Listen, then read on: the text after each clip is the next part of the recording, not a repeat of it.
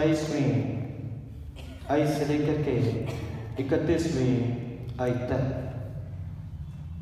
इस नए साल के दूसरे पाखरीवार के लिए और आज इस 8वें दिन के लिए हम प्रभु का धन्यवाद देते हैं कि प्रभु ने हमारी जिंदगी को अब तक अपने अनुग्रह के साए में सुरक्षित रखा है और मौका दिया कि इस 8वें दिन में हम दाखिल हो सके। ना जाने कितने ऐसे अजीज रहें जो कि इस मुनासिब समय को नहीं देख सके, लेकिन प्रभु ने हमें जिंदों की ज़मीन में कायम रखा और इस नए साल को हमारे जीवन के अंदर दिया और साथ ही साथ आज ये दूसरा पाखरीवार प्रभु ने हमारी जिंदगी के अंदर इनायत किया कि हम प्रभु का धन्यवाद दे सकें। इस नए साल में जब हम दाखिल हुए प्रार्थनाओं के साथ, नए रेजोल्यूशंस के साथ हम दाखिल हुए और अपनी तमाम चीज़ों को हमने खुदावंद की पाक हुजूरी में रखा। इसलिए रखा ताकि 2023 का ये नया साल हमारी ज़िंदगी के लिए मुबारक और बरकत का बाइस बने। हम खुदावंद की पाक हुजूरी में बने रह सकें, खुदावंद की अगुवाई, खुदावंद की सामर्थ हमारी ज़िंदगी को मिल सके और इस नए साल में हम अपने अनुसार नहीं लेकिन प्रभु की इच्छा के अनुसार इस साल को हम जी सकें और प्रभु के साथ जो हमने वायदे किए या प्रभु के सन्निकटता में जो हम बने रहें, वैसे ही प्रभु भी हमारे साथ अपने वायदों के तहत बना रहता है। यदि हम प्रभु में बने रहते हैं तो प्रभु भी हमारी ज़िंदगी में बने रहने का वायदा करता है। जो हम प्रभु से वायदा करते हैं उससे बढ़कर वो हमारी ज़िंदगी के लिए वायदा करता है और पूरे साल भर की हिफाजत एक एश्योरेंस के तहत वो हमारे जीवन में देता है। और जब वो एक ऐसा एश्योरेंस हमारे जीवन के अंदर देता है वो सच्चा ठहरता है।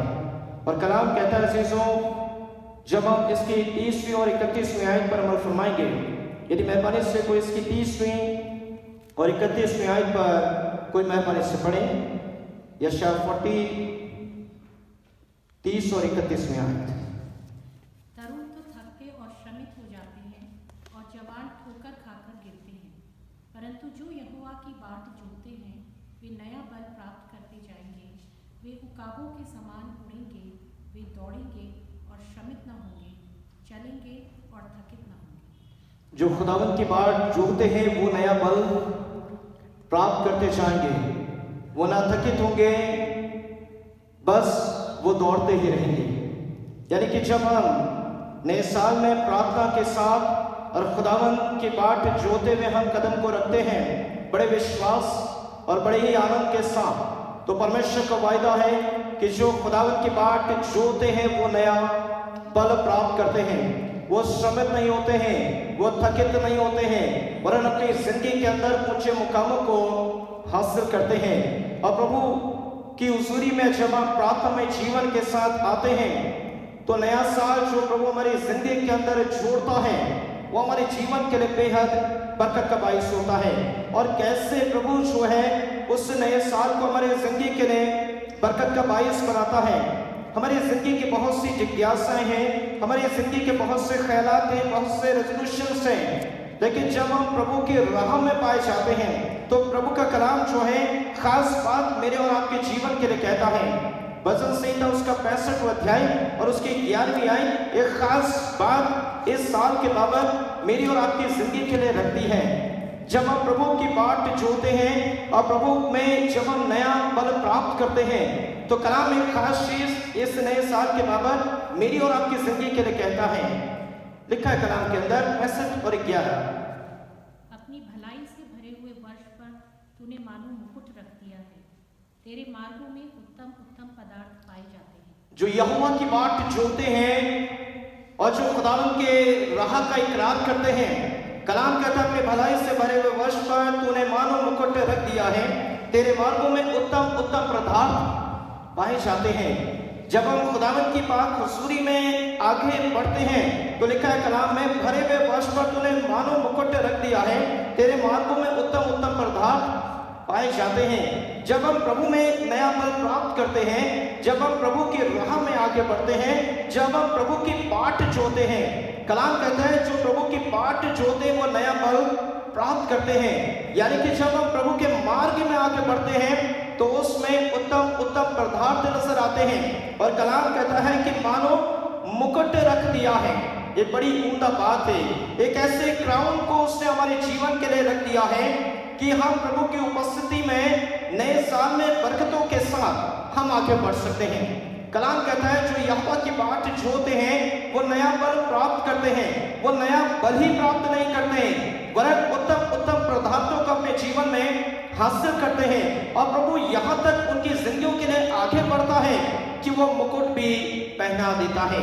जब हम प्रभु की राह में आगे बढ़ते हैं अजीजों, जब हम खुदावंद की बाट को जोते हैं तो कलाम कहते हैं यीशु ने कहा मार्ग सत्य और जीवन मैं हूं। जब आप में उस राह का इकरार करते हैं जो कि खुदावंद यीशु मसीह है, पहला पतरस उसका पहला बाब और उसकी 30वीं आयत एक खास चीज को मेरे और आपके सामने लेकर के आती है। जब हम नया बल प्राप्त करते हैं तो उस राह में हमारे जीवन में क्या हासिल होता है। पहला पतरस पहला बाब उसकी 30वीं आयत क्या खुदा का कलाम कहता है।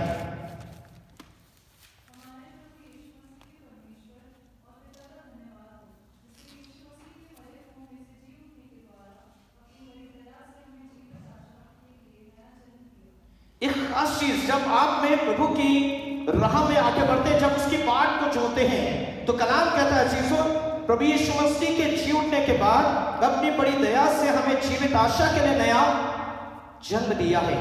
जब आप में नए साल में कदम को रखते हैं एक नए बल को प्राप्त करते हैं। और जब आप में नए बल को प्राप्त करते हैं, जब आप उस राह में आगे बढ़ते हैं तो कलाम कहता है अपनी बड़ी दया से हमें जीवित आशा के लिए नया जन्म दिया है। ये जरूर है कि जब हम माता के गर्भ के द्वारा इस जान में आते हैं एक जन्म वो है, लेकिन दूसरा जन्म का होना बड़ा लाजमी है। और वो जन्म जो है वो यीशु मसीह के मार्फत ही होता है। जो कलाम कहता है कि दूसरा जन्म हमारी जिंदगी के लिए बड़ा जरूरी और लाजमी है, जिसके लिए निकोदेमुस की बातचीत है यीशु मसीह से। क्या बातचीत है?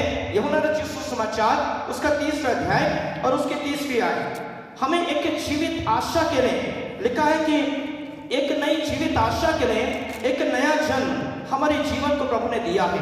और क्यों वो एक जीवित आशा को या एक नया जन्म देता है, ये हमारी जिंदगी के लिए बड़ा इंपॉर्टेंट है। यूहन्ना रचित सुसमाचार 30वां अध्याय और 30वीं आयत। यीशु ने उसको उत्तर दिया, मैं तुझसे सच सच कहता हूँ यदि कोई नए सिरे से ना जन्मे तो परमेश्वर का राज्य देख नहीं सकता। ये बड़ी खासियत है। जब आप में प्रभु में नया बल प्राप्त करते हैं तो नए जीवन का होना बड़ा जरूरी है। यदि कोई नए सिरे से ना जन्मे तो परमेश्वर के राज्य को देख नहीं सकता है। जब आप में प्रभु का इकरार करते हैं, प्रभु की बाट जोड़ते हैं, एक नया बल प्राप्त करते हैं और जब आप उस राह में चलते हैं तो एक नए जीवन को पाते हैं। और जब आप में एक नए जीवन को पाते हैं एक नया जन्म आपका मेरा होता है। और जब एक नया जन्म होता है एक जीवित आशा प्रभु मेरी और आपकी जिंदगी के अंदर पैदा करता है। और एक ऐसी जीवित आशा हमारे जीवन में तब पैदा होती है क्योंकि इस जीवित आशा के लिए एक बहुत बड़ा कफारा यीशु मसीह का दिया गया है। ये जीवित आशा हमारे जीवन में ऐसी ही नहीं मिली है, वरन ये जीवित आशा यीशु मसीह के बलिदान के मार्फत हमारे जीवन को मिली है। और जीवित आशा के लिए लिखा है खुदावंद के कलाम में, जिसने यीशु मसीह के को मरोह में से जी उठने के द्वारा अपनी बड़ी दया से हमें जीवित आशा के लिए नया जन्म दिया है। उसकी कुर्बानी हमारे जीवन में जीवित आशा को पैदा करती है। उसकी कुर्बानी एक जीवित आशा के साथ हमारे जीवन में एक नए जन्म को पैदा करती है। और जब एक नए जन्म को हमारे जीवन में पैदा करती है तो प्रभु की गाइडेंस हमारे जीवन को मिलती है, प्रभु की उपस्थिति हमारे जीवन को मिलती है। और जब प्रभु की उपस्थिति हमारे जीवन को मिलती है, वो नया साल हो, नए साल का प्रत्येक दिन हो या प्रत्येक सेकंड हो, वो हमारे जीवन के लिए मुबारक होता है। जब प्रभु नया जन्म को देता है तो उसकी उपस्थिति का होना बड़ा जरूरी है। जब कोई शख्सियत यदि नए जन्म को पाती है तो अजीजों कई बार ऐसा होता है यदि दुष्ट आत्मा को किसी शख्सियत में से निकाला है तो उसका ये जरूरी है कि वो खुदावंद में बनी रहे, अन्यथा की स्थिति में और भी दुष्ट आत्माएं उसके जीवन में नाजिल हो जाती है। यानी कि अजीज हो, जब हम खुदा में पाकसाफ होते हैं, पूरी रीति से हम अपनी जिंदगी को प्रभु के लिए तैयार करते हैं, उसमें बना होना और उसमें प्रभु की उपस्थिति का होना जरूरी है। जब हम प्रभु की बाट जोड़ते हैं, नया पल प्राप्त करते हैं, नया साल प्राप्त करते हैं, जीवित आशा हमारे जीवन के अंदर पैदा होती है और एक नया जन्म जब हम प्रभु से पा लेते हैं, प्रभु की उपस्थिति का होना जरूरी है। सपनिया उसका 3 अध्याय उसके 17वें आयत, सपनिया उसका 3 बाब और उसके 17वें आयत क्या खुदा का कलाम मेरे और आपके सामने रखता है। सपनिया 3 अध्याय और उसके 17वें आयत। तेरा परमेश्वर यहोवा तेरे बीच में है, वह उद्धार करने में पराक्रमी है, वह तेरे कारण आनंद से मगन होगा, वह अपने प्रेम के मारे चुपका न रहेगा और फिर ऊंचे स्वर से गाता हुआ तेरे कारण मगन होगा। ये एक सबसे बड़ी बात है। जब हम अपने जीवन में